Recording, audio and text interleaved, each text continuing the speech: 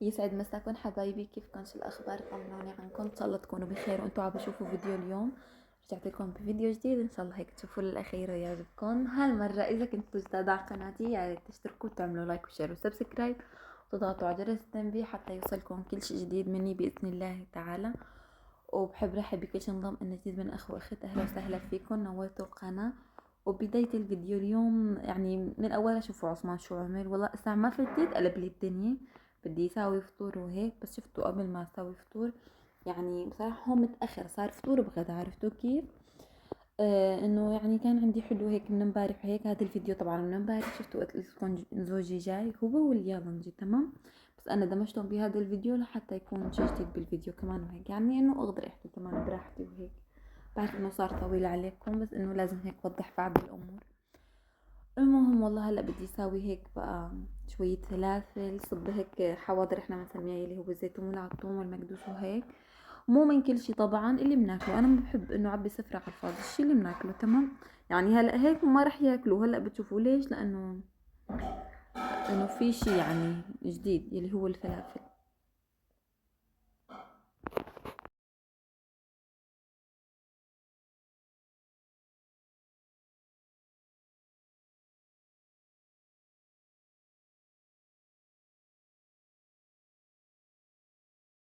الا بدي يطلع لفوق والله يا بنات. بتعرفوا هون في هاي البسة وتنتين تانيات، يعني كذا قطعة، عرفتوا كيف؟ فوالله العظيم بيعرفوا لعثمان بس بدي اطبخ هو بيلحقني، وبس لحقني والله كلهم هون بتلاقوهم اتجمعوا تحت الشباك وبدهم بقى يتفرجوا هيك يلعبوا مع عثمان. لو لك شو ما عاملهم بيحبوا، بيضربهم، بينزل عليهم، بينتفهم مرات عادي، ما عندهم مشكلة. مع انه انا هدول مو مربيتهم بالبيت، بخاف يعني يكون فيهم شي وهيك.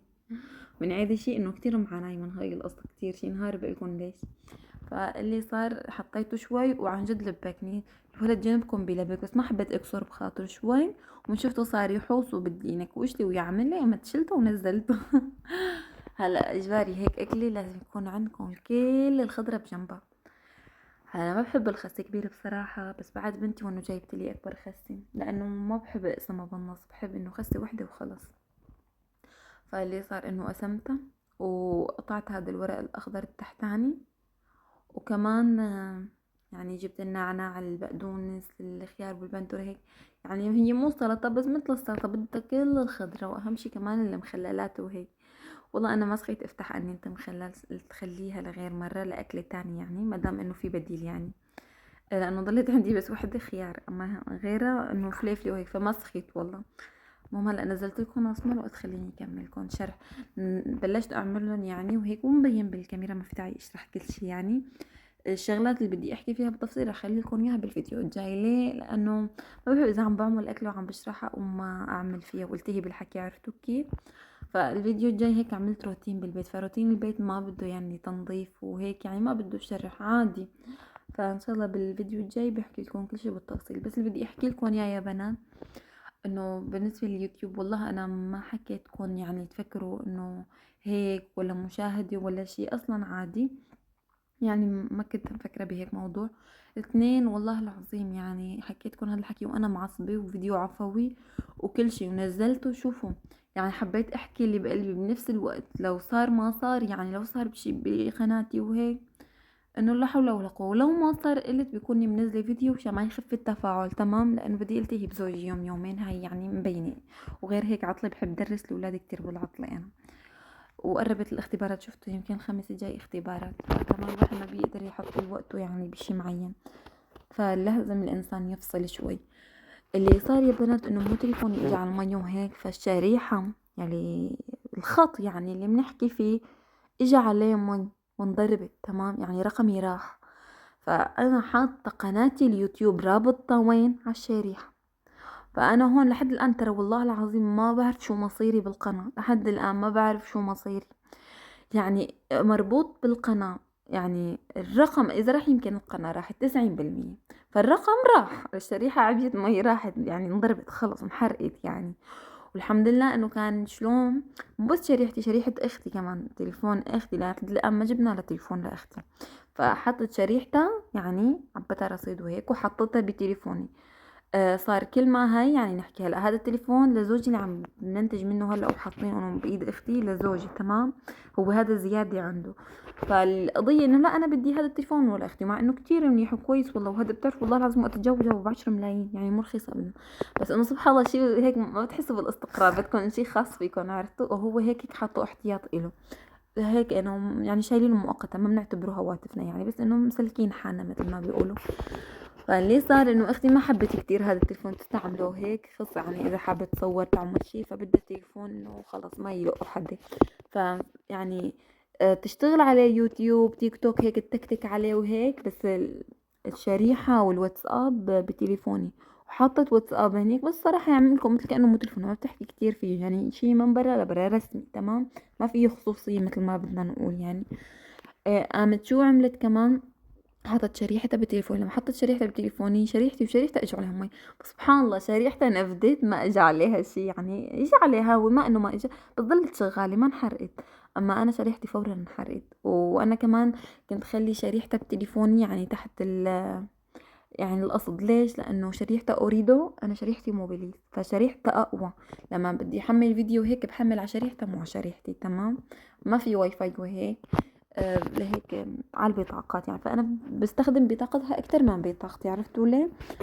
فانا وقت اللي هيك شفت وشفت عليها مي وهيك، عرفت انضربت وهيك، وقلت خلاص راح كل تعبي، راح كل هيك يعني. والله اذا ما زعلت على التليفون قد ما زعلت انه في عندي صور هيك خاصة لاولادي وهيك انها يعني للعيلة، وقد ما زعلت انه على قناة اليوتيوب. ماني زعلانة لا على الارقام ولا على شي ولا على التليفون، عادي عمره يروح شو ساوي له يعني، الله بيعوضه يعني، هذا بيروح بيرجع احسن منه يعني. بس انه هدول يعني هدول اذا راحوا كيف فيني يرجعون، هدول كتير صعب. فانا كتير كنت معصبة، طلعت عن جد هيك حكيت اللي بقلبي وهيك انه من قهري. فانا لحد الان ما اخذت قرار، وعملت استخارة ولعله وعسى خير يا رب، واتكلت على رب العالمين. وكلكم قلتولي جيبي راقي وهيك، والله يعني انه عم بقرأ سورة البقرة وعم بقول الإذكار غالبا يعني الحمد لله، ولشوف فرج الله. بس انه قراري لا ما راح اخده هلا، راح اخده لما اعرف انه قناتي انفقد الامل منها. والله صعب علي اقول هاد الحكي، بس صعب كمان كتير انه ابلش من اول وجديد يعني. ما الي يعني شي عادي، انا الي سنتين يا بنات والله العظيم. يعني غيري كان يأس وسكر بصراحة، بس كل ما بقول هذا الفيديو خلص بدي سكر، ارجع واللي بعده، ارجع. فسبحان الله ما بتسخوا بتعبكم يعني، شي عن جد جهد تعب، وعدم محبة الناس هيك اللي بتشجعكم، بتلاقوا في ناس بتحبكم عم تنتظركم انه لا ولا تسكري ومدري شو هيك. وتعليقاتكم والله قرأت حرف حرف لكم مني بفيديو تاني ان شاء الله انزلها كلها جدا. وعملت جهدي اني ارجعها، وبتوقع هلا صار وضعها تمام ورجعت. والله اليومين عم بتعذب بهذا الموضوع. بنقول ان شاء الله انحلت. ليش خفت بنات وكتير قضيت وقت عليها؟ اول شغله يعني خايفه يكون شغل ولاد وهيك لعبالي لي بالتليفون مو تليفوني وهيك، خايفه يكون شالوه من اختي وهيك، ويكون لعبوا لي باعدادات اليوتيوب، وكل ما انزل فيديو يصير هيك، عرفتوا كيف؟ ما اصلا ما استرجيت انزلها حتى اني اعرف شو المشكله. والحمد لله بعد عناء طويل والله، وما استفدت من التليفون يعني ومن البرامج وهيك القنوات ابدا. واحس سبحان الله يعني الحاجة ام الاختراع، ضليت فوت واخبص بهالتعليقات وهيك يعني، وهالخيارات والضبط والاعدادات، حتى لقيت السبب ولله الحمد وعرفته. فاللي بصير معه هيك شي وبيطلب مني انه اعمله، فسهل جدا ان شاء الله بقدر اعمله. هي كل القصة قلة خبرة، فمع الوقت كله بصير سبحان الله. مثل ما بيقولوا الحاجة ام الاختراع، فلا هيك والله الحمد لله زبطتها وزبطت اموري وصار كل شي تمام. وهو فعلا الاولاد لعبانين، ولعب مو عادي، داخلين على الاعدادات على الاستديو من جوا. ما شفتهم، بس هي مبين مو شغلة انه يوتيوب هو عامل هيك، هي شغل اولاد كأنه هن لعبانين وعاملين هيك. بس القضية انه عاملين شي يعني مثبتين شي يعني، لو نزل 100 فيديو بعد هذا الفيديو فرح تضل التعليقات هيك. يعني مثل لما بنفعل وضعية انه ممنوع حدا يعلق نهائيا، وكذلك الامر. يعني انتوا فيكم تعلقوا كل شي، بس لا فيكم تشوفوا تعليقاتكم. يمكن اكتبوا لي اذا شفتوا تعليقاتكم، ولا فيني انا اشوف تعليقاتكم يعني. انا بنزل على الفيديو ما في تعليقات، ولا بيزود رقم التعليقات يعني، حتى لو بيكون في 100 تعليق جديد ما بيعطي غير اللي كانوا مبينين وخلص. فانا قلت نزلت الفيديو تمام مو كل شي، وحاولت نزله بالسهرة وهيك. والله كان زوجي مع انه عندي بس كل شي جاهز، طبعا كان كل شي جاهز بالفيديو. فنزلته وهيك شفت كم تعليق والله وتركت، قلت هلا مو وقته خلص، بكره ان شاء الله بعد ما يروح هيك بشوف يعني. إيه، جيت اخر السهرة هيك بدي افقد تعليقات بشوف يعني كم تعليق وهيك والله، وقف الفيديو شقد صار وهيك. جيت فجأة ما في تعليقات ما في هي، قلت لا أكيد في شيء غلط، يعني في غلط، متأكدة في غلط. إيه بس المشكلة ماني حسناني إنه زبطوا هلأ، يعني عرفتوا كيف؟ فتركت وقلت يلا لعله خير إن شاء الله. يمكن كان حدا بده يعلق سلبي وما حس. تفائلوا بالخير تجدوه. عن جد الإنسان يعني ما يعني ما كل شيء شر، فيا سبحان الله الإنسان يحط الخير بينهم. فعسى أن تكرهوا شيئا وهو خير لكم، فلهيك أنا ما شاء هي نقول يوم اتكلي على رب العالمين، والله لا يضيع لي تعب لا إلي ولا لحدا يا رب، وما يخيب لي أملي إن شاء الله، وإن شاء الله كله سهل ويصير. وماشي على موضوع إنه أساسا فعل قناتي لأنه لحد الآن ما فعلتها، فهلأ ببين إنه مشان الرقم إذا بقدر أغير رقمي ولا ما بقدر. إذا حدا عنده خبرة بهيك موضوع يا ريت يخبرني. كمان بعرف كتير يوتيوبريات بيتابعون، فيا ريت يعني إنه إذا عندكم خبرة بهذا الموضوع إنه بس تقولولي إذا راح الرقم فيني حط رقم تاني مكانه وظبط أموري ما دام إسا مو فعلتها، ولا خلاص يعني العوض والسلامتي مثل ما بيقولوا. وهيك والله خليني هلا ارجع للفيديو كامل، باقي الحكي ان شاء الله بنحكي بفيديو تاني. ومثل ما قلت لكم السبب الاول والاخير اللي كان عن جد اكثر شيء ضارب مخي صار انه تراكمات يا صبايا، والله العظيم تراكمات. اطلع هيك ما ضل عندي شيء بالبيت. زوجي له 3 شهور قاعد، يعني مو قاعد عم يشتغل بس مو متيسر، ما في مدخول مثل ما بقول. والله العظيم 3 شهور ما في مدخول، انه ما في مجال انه الشيء اللي عم يخرب ارجع اجيب مكانه. صار تراكمات كترة الاشياء. واخر شيء بالشيء اللي عم بشتغل فيه ومتواصلة معاكم فيه اللي هو التليفون. فعن جد انضربت بالدم ويسع كله كون ويجي يعمل لي انه الرقم يمكن راح وما عند في قناة وهي. هون يعني حسيت انه انفرض علي، مو انا اللي اخترت، كأنه انفرض علي. والله مستحيل افكر بهذا الشيء، بس الامور والظروف هي اللي بتجبر. لا والله العظيم كتير بحب اليوتيوب، كتير بحب صور، كتير بحب الناس اللي فيه، كتير تعلمت منه شغلات. صدقوني في منه شغلات سلبية صحيح، بس صدقوني فيه كتير ايجابيات ما راح يعرفها غير اللي داخل مع متابعينه مزبوط وهيك يعني. وعنده متابعين فعلا متفاعلين وبيحبوه وبيشجعوه فعلا. والله العظيم يعني ما بدي لكم من مكان، بس انه اللي عنده هيك والله العظيم انتم ما بتصدقوا كمية الدعم اللي بتجيني منكم. شو شيلكم من التعليقات انا بيجيني على الخاص دعم يعني ما بيشبهوا شي. ما نو مثل اليوتيوب نهائيا. الوقت اللي بيقضوه معي المتابعين الساعات، شو بدي احكي لكم كم ساعة، انه اعملي هيك سوي هيك امير، انه عشانك اذا هي افضل هي ما بعرف شو. كتير بيقدموا لي نصايح وهيك، ومانن من ناس صغيرة وهيك. والله العظيم كلهم ناس يعني كبار، يعني قد امي والله العظيم. فغصب عني بدي اخذ معه، وما اخذت نصيحة والا استفدت يا بنات. والله العظيم هي اول مرة بحكيها انه الهم فضل علي انه ما اخذت نصيحة الا هي، فما استفدت منها. فبطلع هيك انه سبحان الله انه شو هالحب، انه معقولة هي الدرجة انه مثلي مثل باقي القنوات، عجب مو باقي القنوات وهيك. فسبحان من سخرهم الي عن جد. بحمد الله ليل نهار الحمد لله الف مرة والف كرة. فشكرا من كل قلبي لكم عن جد، ما قلت لكم شكرا قليل. بعرف انا جهودكم وتعبكم معي وهيك، وبعرف كتير ناس قديش بتتمنى تشوف قناتي من قناتي الكبيرة. وفعلا اكتر شي خلاني ارجع وما ايأس، وان شاء الله ما يأس ويزبط هالرقم. عن جد مو بس متابعيني، حسيت حتى اللي إلي يا الله عن جد. حسيت وقت اخذت القرار وقلت لهم هيك انه خيبت لهم املهم، كأنه كانوا ناطرين شي مني. انه حسيت حالي هيك عن جد غريبة، انه عن جد كأنه بانين شي علي، مو بانين بس هيك انه متأملين متوقعين انه اعمل شي ويطلع يزبط. انه هيك يعني متأملين فيني انه شي انا بيطلع معي شي. طلعت هيك حسيت خيبت لهم املهم، انه بس لهون وصلتي خلص سكرتي الطريق عليك وهيك. فما بكذب عليكم والله انه حسيت هذا الشيء قواني، مع انه ما قالوا لي انه ارجعي وهيك او زيروا علي او هيك، خلص براحتي. بس حسيت هي الخيبة اللي شفتها بعيونهم قوتني، ما بعرف ليه، يمكن تضحكوا علي بس فعلا قوتني. قلت لا ليش انا هيك وما بعرف شو، لا لازم اعمل لازم اسوي. مستحيل انا ما بيأس، انا ما بعرف شو. بتعرفوا اللي بيواسي حاله هي انا. فالحمد لله وعن جد يعني بشكركم كتير على تعليقاتكم، والله كان فيها دعم قوي كتير. يمكن رجعت فشوفوا شو كلماتكم اكتبوا هيك، يعني رجعوا للفيديو شوفوا شلون معلقين وهيك لبعضكم وهيك. والله العظيم يخلي لي قلبكم على هالتعليقات هاي، فيها من الدعم ما يكفي يعني. ما في اكتر من هيك، فعلا الدعم المعنوي هو اهم من اي شيء. فمعنويا كتير متقوية وراجعة وارضيان باللي الله بده يقسم لي. وبتمنى حتى لو صار هداك الشيء انه ما ييأس، بتمنى من كل قلبي. او يمكن اذا يئست فبتوقع اخذ هيك يعني مثل ما بيقولوا استراحة شهرين ثلاثة اذا الله بده يعطينا عمر، لانه فعلا شي بيتعب.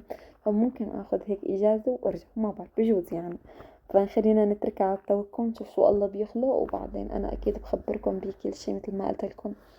فالحمد لله يعني هذا اللي صار وهذا اللي جرى، فكله خير ان شاء الله، ما بتعرفوا كله خير باذن الله تعالى. المهم هلا خليني هيك كمل لكم الفيديو. ما بده جرح مثل ما قلت لكم، يعني شفتوا هيك امبارح عملت حمص وهيك، قمت ما نزلته.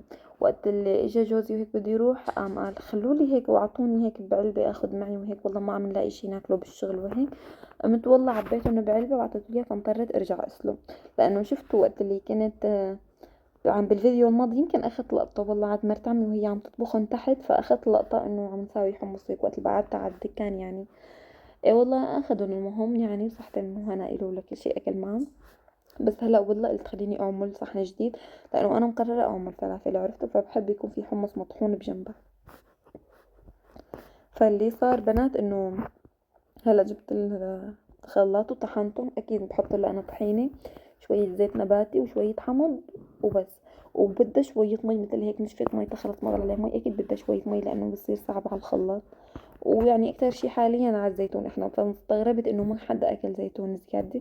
وفي فلافل وهيك فلتاه بصندويش الفلافل وهيك، يا بنات تركوا كل شي.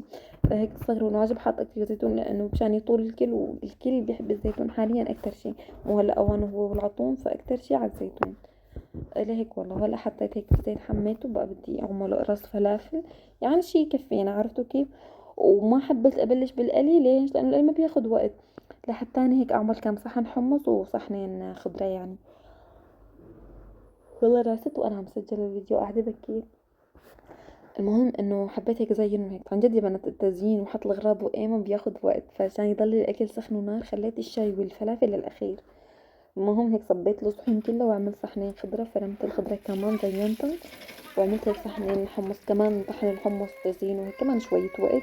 يعني والله اذا بدكم ضليت ساعة ونص شي ساعتين بالمطبخ بتقولوا لي، بس كمان انه عم بصور بصراحة، يعني ما تصوير بياخد ساعة يعني. يعني شوفوا هلا مختصرة بكل شي ومسرعة وهيك بعض اللقطات، وشوفوا نص ساعة يعني، معناتها انا ضل ساعتين. والله ما تقدر صدقني عن جد بلشت اتاوب كتير وانعس وهيك. هو ما دخل انعس، بتحس هيك يمكن تعب شوي. هي شوي قعدة وهيك، والولاد انت عم لهم فطور، وهلا يعني الساعة 8 نص بدهم شوي بينسوا. فهيك تأخرت بهذا الفيديو اليوم، ان شاء الله هيك ما يتأخر، بس هالمرة حاطلكم بطاقة يعني قوية، ان شاء الله ما يتأخر يعني. اتوقع ما ياخد اكتر من ساعة بالتحميل بإذن الله، بتكون بطاقة قوية غير. هلا شوفوا لي على المنظر ولا شي بشهي. اطيب شي هيك عن جد الفلافل الصبح تعمل لكم سندويش مو اطيب واطيب من المطاعم. ليه؟ لانه بحس بالمطاعم مرات ما بيعملوا ضابطة، شو بيعملوا؟ بيحطوا لها لا برغل لا اما هيك بيخلطوها بشي عن جد ببين ايش ترى. فلا احنا بنعملها بحمص سادة، هي اطيب شي بحمص سادة. يعني هيك بتكون مو مغشوشة ومو تقيلة ابدا يعني، قصدي مو تقيلة خفيفة بمعنى انه خفيفة. اما بالبيت بتجي هيك تقيلة وطيبة وبتحطوها يعني بس حمص، بتطحنوه بتعملوها بالبيت. شفتوا يعني انا عملتها هي بالبيت، شفتوا بالفيديوهات الماضية جربتكم طريقة عمل الفلافل وهيك، عملنا كمية فرزنا يعني كمية منيح. فهلا كل ما اجى عبالي شفتوا بطالع كيس يعني وبنعمل عادي هيك سهل، لا بتعذب ولا شي، فورا بشغل مقلي وبلش اقلي. بس مثل ما قلتلكم مو لانه هيك جوزي اليوم هيك هون يعني، فبدي انه هيك ازين الاكل هيك، بحب لما بده يكون موجود ازين اضعاف مضاعفة من لما اكون لحالي بصراحة، ما بعرف ليه. بس بتنفتح نفسي لما بيكون هو هون، بحب هيك انه اعمل له واسوي له إله اكتر، انه هو هون لازم اسوي واعمل وارتب اكتر. فكيف تهتموا بضيوفكم؟ انا هيك بهتم بزوجي والله العظيم. ما بعرف بحب ترجيقي له يعني رتابي وله اكتر من حدا تاني، سبحان الله ما بعرف ليه. هي الشغلة فيني، فيمكن تستغربوا هيك تقولوا عادي ليه. وممكن لانه كمان زوجي بيتاخر ليجي على البيت عرفتوا، بجوز بسبب هيك انه بحب لما بيجي انه اهتم زياده، يمكن بسبب هيك. فما علينا، الرتابة حلوة بكل الاوقات بصراحة، بس انه بتاخد وقت عرفتوا، هي النقطة. كونكم مرات مستعجلين، مرات الاولاد على ايديكم، خص انا هيك كمان مرات بصور وهيك، فبقول لا خلص بكتفي بهيك ويلا ماشي الحال يعني، النص على النص. فلما بيكون معي فضا اكيد انا بكون فاضي كتير بحب يزين اكيد، بس على الفضا ما بحب على الضيقة، لانه والله العظيم بياخد وقت. يعني بتفكروا انه هيك عادي، بس لا بياكل وقت.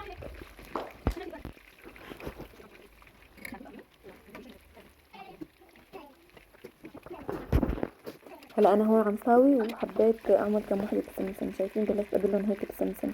شوفوا لي على المنظر ما شاء الله عن جد هيك مستويين منتهيين نهي. وحطيت لهم رشة كربولا شفتوا مشان يعطوا هيك شوية نكشة، خليتها اخر شي مشان تشوفوها. فهلا انا عم بقلي والله، واختي يعني عم تشيلهم. فهلا انا اخذت عنه وقلت خليني ركز السفرة لانه استوى. ما بتستوي الوجبة الثانية الا كل شي جاهز، فمشان لحق كل شي سخن مثل ما قلت لكم.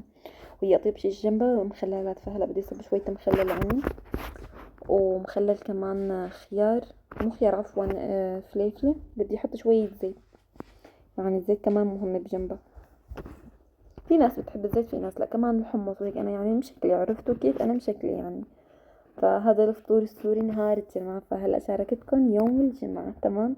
رح احط لكم بالعنوان فطور يوم الجمعة، اكيد رح تشوفوه يعني قبل ما تدخلوا وتوصلوا لهون بالفيديو. ما رح اكتب لكم لانه زوجي هون، لانه فعلا مو بس لانه زوجي هون، لما بكون الكل معطل ونهار جمعة والكل بالبيت هيك نهتم بالاكل. مرات بنعمل مسبحة، مرات فلافل، مرات كمان بنعمل يعني فتة حمص تسقية، تمام. يعني المهم بنعمل شي جديد على السفرة ويكون بشهي وإنه زمان مو عاملين. فهيك يعني على وجود العيلة كلها، فعلا هيك جو العيلة كتير حلو.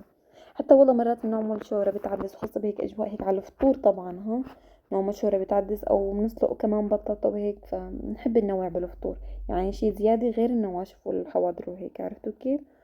خص احنا يعني مو مثل سوريا، ما في لبن غنم هون، ما في هيك شغلات يعني. بسوريا شفتوا هيك قصة اللبن غنم الصبح مع جنبه هيك شوية بيض يعني وشوية نمش، بيطلع بشهي. وخبز يعني طالع من الفرن بشهي، عن جد بشهي. هون يعني بنجيب الخبز بنحطه بالفريزر، بيضل 10 15 يوم بالفريزر، عن جد ما تازة يعني، أول بأول وهيك. فبتحسوا هي نقطة من الفطور.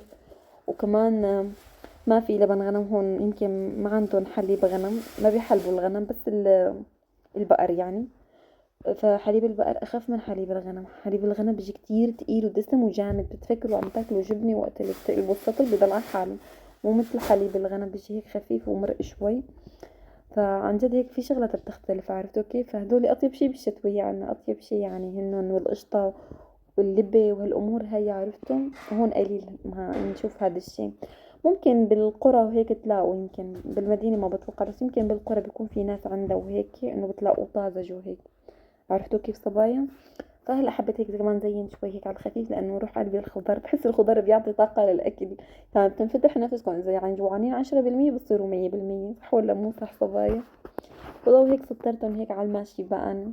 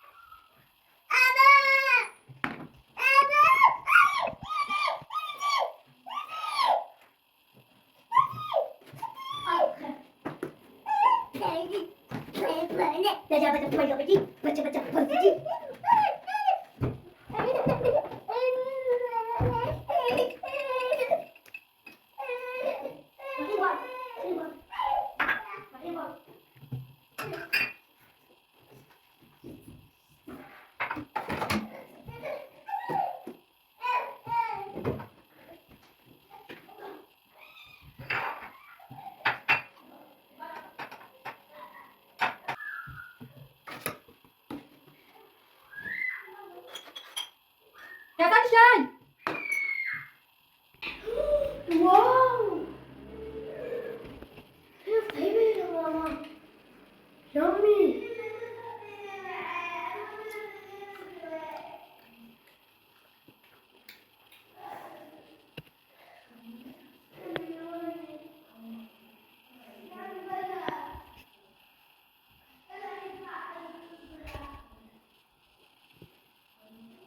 يا بالعكس ليه؟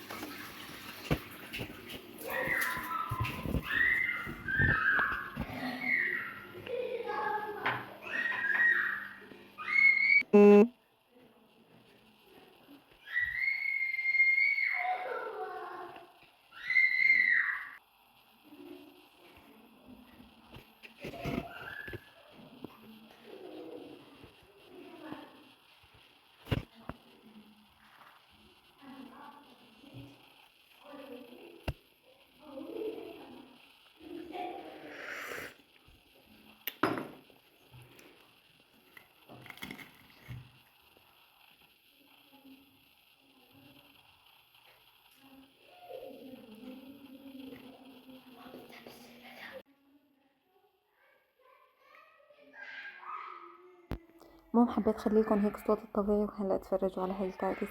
والله كيف بدي اكل ماني عارفة يعني. والله اول مرة هيك بصير بتعرفوا، بس مو لانه عم صور وهيك ماني ملحقة يعني كل شي اول باول. وما شاء الله اختي مستلمة تحت وهيك يعني، وانا يعني جوزي بالبيت وهيك، فهي يعني اكيد ما بتطلع لعندي اذا زوجي هون الا لما ما بيكون هون. فبالبداية ما زوجي ما كان بالبيت يعني، راح على القهوة وهيك، كانت تساعدني والله شوي، بس بعدين اجا وهيك راحت يعني خلص. ولهيك والله ما عاد الحق يعني انه اعمل ما عاد لحق. المهم هوني وقت اللي اجا زوجي قلت لكم بدي اعمل يلا نجي، فوالله حطيت مي وعلقت عليهم، يعني ما اخذوا يعني شغلة ساعتين كانوا مستويين والله. طبعا خليتهم على نار وسط يعني مشان هيك ياخدوا راحتهم مثل ما بيقولوا. هون يلا نجيب اللحمة، قلت لكم بالفيديو الماضي، هلا شوفوا على شكلهم كيف بيطلع. بس والله عن جد الكاميرا ظالمتهم، مو بعرف ليش.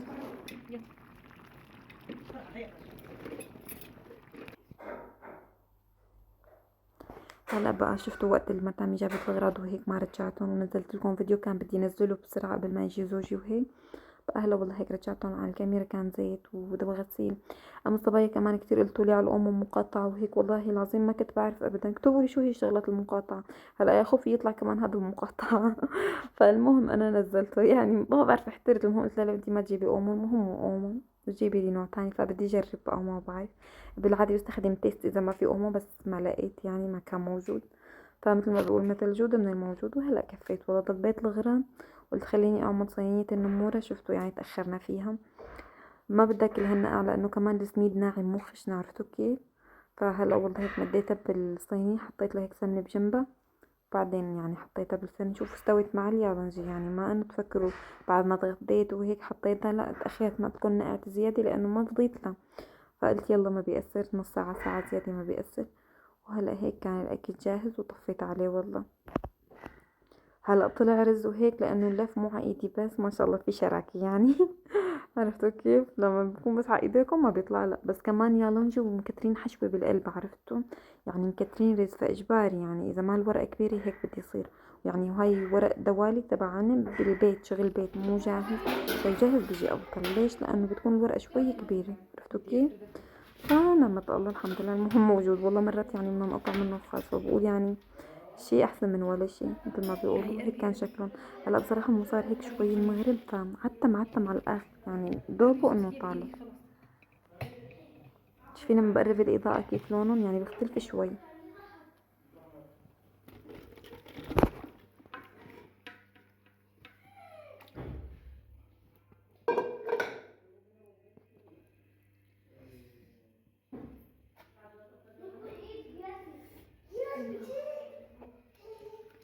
انتي فتي ايديكي، انا بدي اتحرك مو انتي.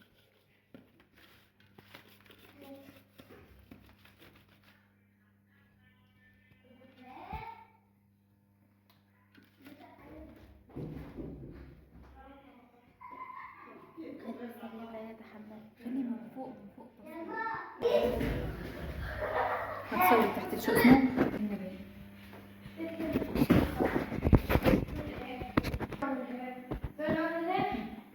صورتي صور من هيك حوضه، خلي صورة مصغرة.